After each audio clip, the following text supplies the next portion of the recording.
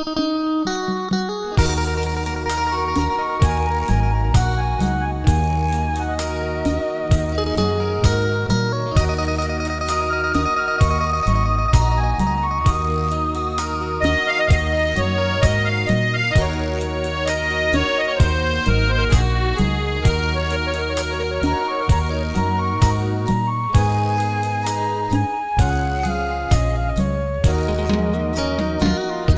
อมกันสะน้อ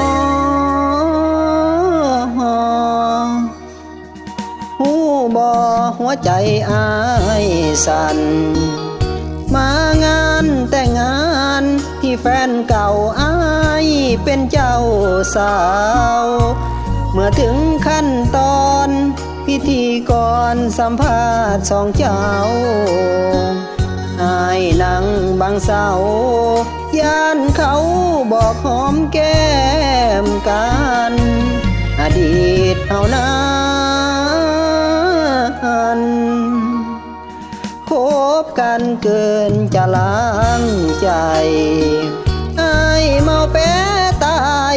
เมื่อได้ข่าวน้องจะแต่งงาน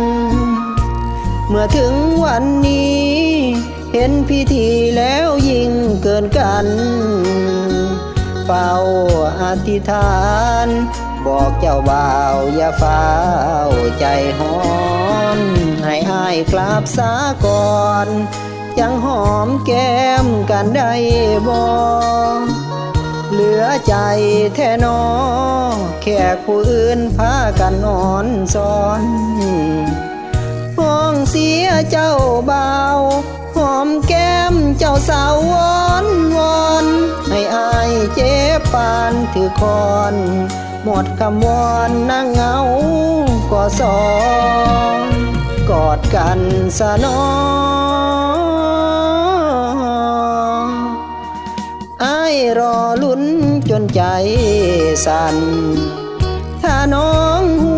ทันช่วยกีดกันเขาก่อนได้บ่เห็นแก่สายตาคนพายอายโดนหัวรอถ้าอยากกอดกันนั้นหนอ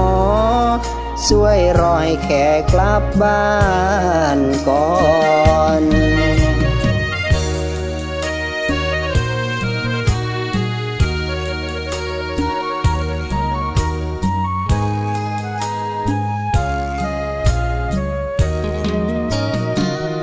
กอดกันสะน้ออายรอลุ้นจนใจสั่น